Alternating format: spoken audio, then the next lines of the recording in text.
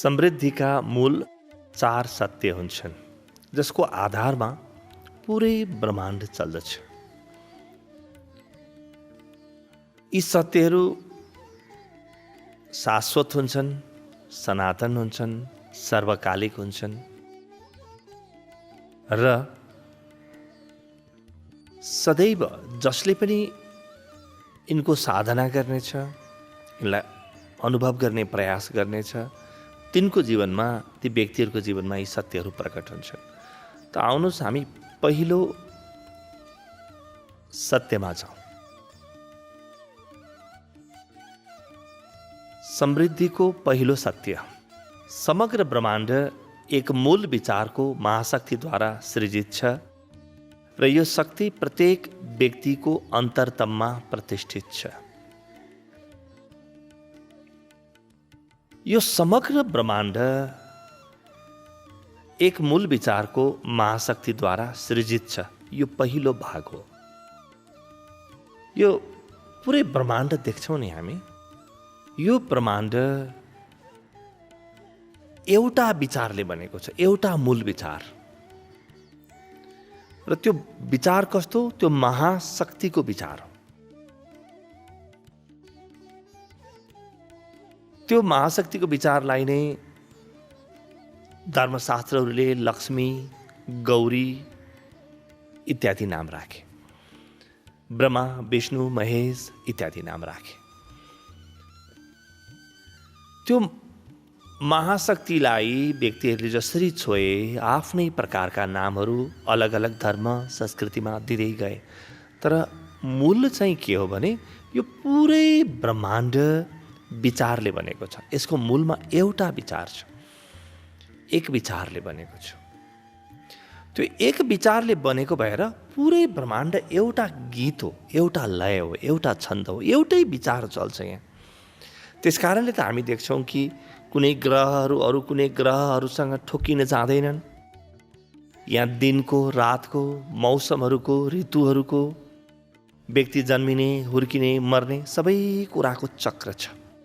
पुरै ब्रह्माण्ड एउटा लयमा हिँड्छ, किनभने पुरै ब्रह्माण्ड एक विचारले बनेको छ।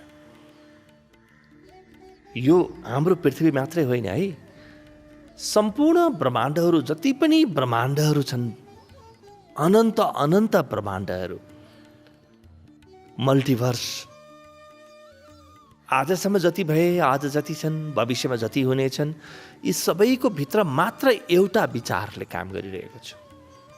त्यही एउटै विचारको प्रगट रूप हुने नै। तपाईको शरीर, मेरो शरीर, कुनै पशुपन्छीको शरीर, यी बोट बिरुवाहरू, यो आकाश, पृथ्वी, यो जल, या वरिपरि भएका मान्छेहरू, यी ग्रह, नक्षत्र, तारा, यी सबै एउटै विचारले बनेका छन्। त्यसकारण हामी एउटै विचारका अलग अलग रूप हो। त्यो एउटै विचार सबै ठाउँमा व्याप्त छ।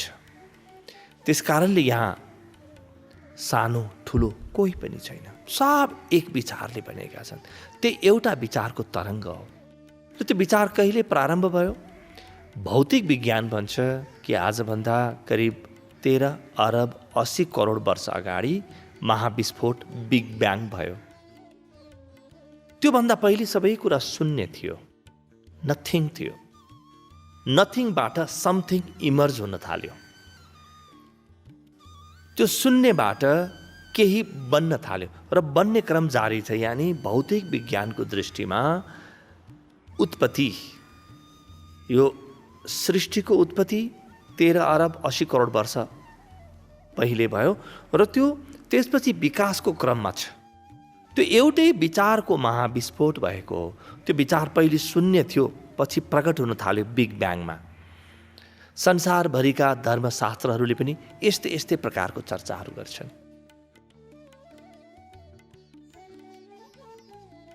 त्यो परमात्मा एक थियो र शून्य थियो, त्यहाँबाट अनेकको जन्म भयो।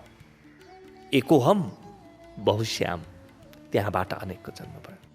तर त्यो अनेकको जन्म हुने बेलामा मूल विचार चाहिँ एउटै हो। जति पनि ब्रह्माण्डहरू बन्नान् त्यतिखेर प्रारम्भमा, सृष्टिको प्रारम्भमा जुन विचार सुरु भयो त्यही विचारले सबै बन्ने हुन्।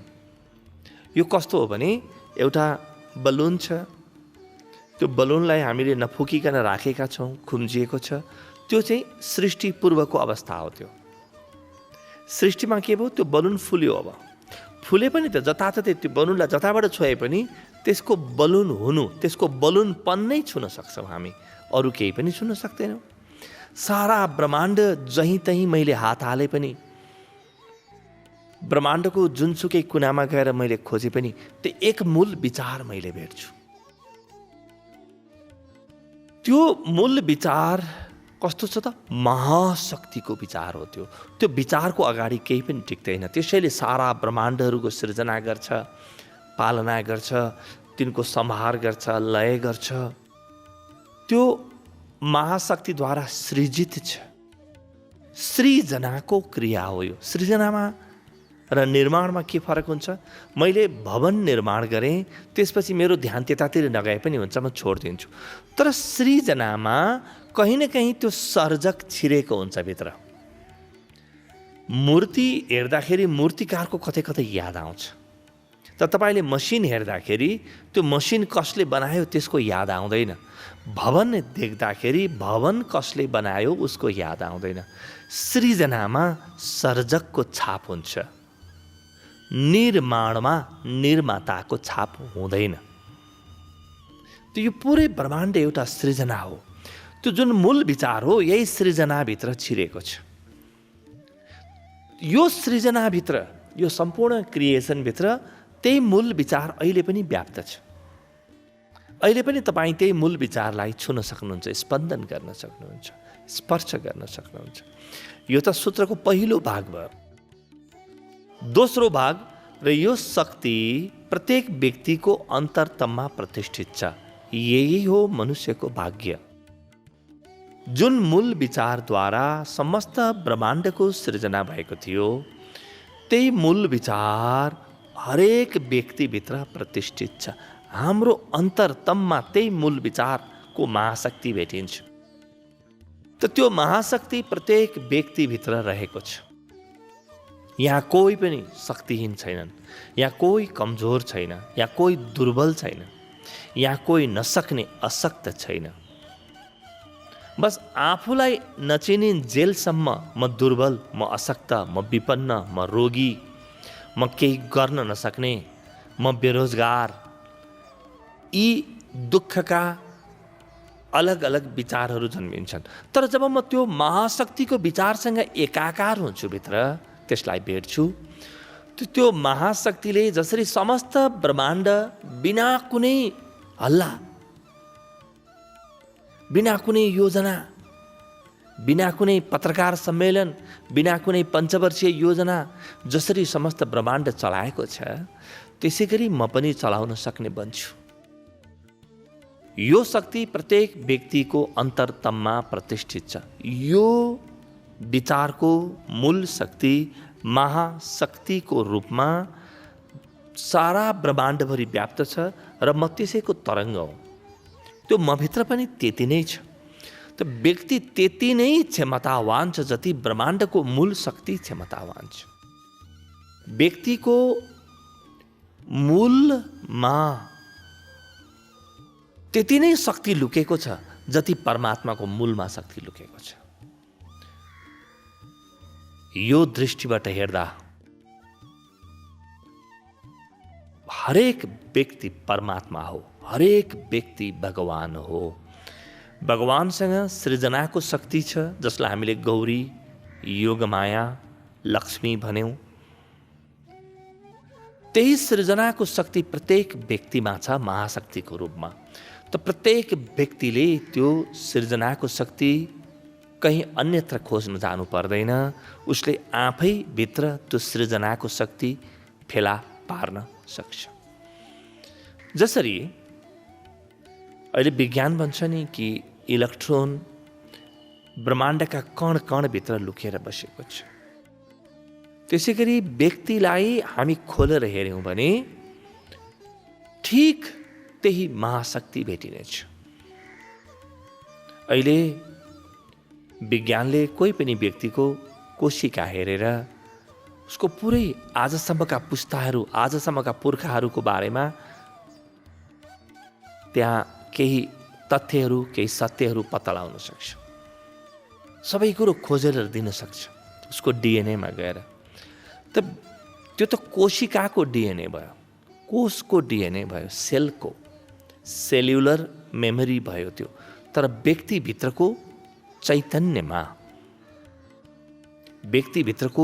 चैतन्यमा त्यो समस्त ब्रह्माण्डको महाशक्ति लुकेको छ। र यो महाशक्ति भौतिक विज्ञानले देख्न सक्दैन। भौतिक विज्ञानले वस्तु भेट्न सक्छ, भौतिक विज्ञानले वस्तुका तरङ्गहरू भेट्न सक्छ। त्यो महाशक्तिको पनि तरङ्ग भौतिक विज्ञानले भेट्छ। यही त हो नि सारा ब्रह्माण्ड, त्यसैको तरङ्ग। तर त्यो मूल महाशक्ति मात्र व्यक्तिले आफूभित्र गएर भेट्न सक्छ। त्यस कारणले मनुष्य सर्वश्रेष्ठ प्राणी हो। तपाईँ आफ्नो क्षमतालाई कम आङ्कलन नगर्नुहोस्। तपाईँभित्र त्यही नै र त्यति नै शक्ति छ जति शक्तिबाट ब्रह्माण्डको सृजना भएको छ र अहिले पनि हुँदैछन्। सारा ब्रह्माण्डहरू जसरी बन्छन्, बिग्रिन्छन्, तपाईँ आफ्नो ब्रह्माण्ड बनाउने, बिगार्ने गर्न सक्नुहुन्छ। तपाईँ गरि नै राख्नु भएको छ। हरेक व्यक्ति आफूमा भगवान हो। यहाँ एक भगवान छैन। त्यो एक भगवान जुन मूल विचार छ, त्यसैका अनन्त प्रगट रूप। त्यही भएर हामी धेरै देवी देवताको चर्चा गर्छौँ। त्यही एक भगवानका प्रगट रूप हुन्, त्यति नै शक्तिशाली। आफूमा बन्द, आफूलाई नचिनेका, आफूलाई नजानेका, तर जानेका दिन आफूलाई परम आश्चर्यले भर्न सक्ने प्राणीको नाम हो मनुष्य। त्यो महाशक्ति प्रत्येक व्यक्तिको अन्तरतममा प्रतिष्ठित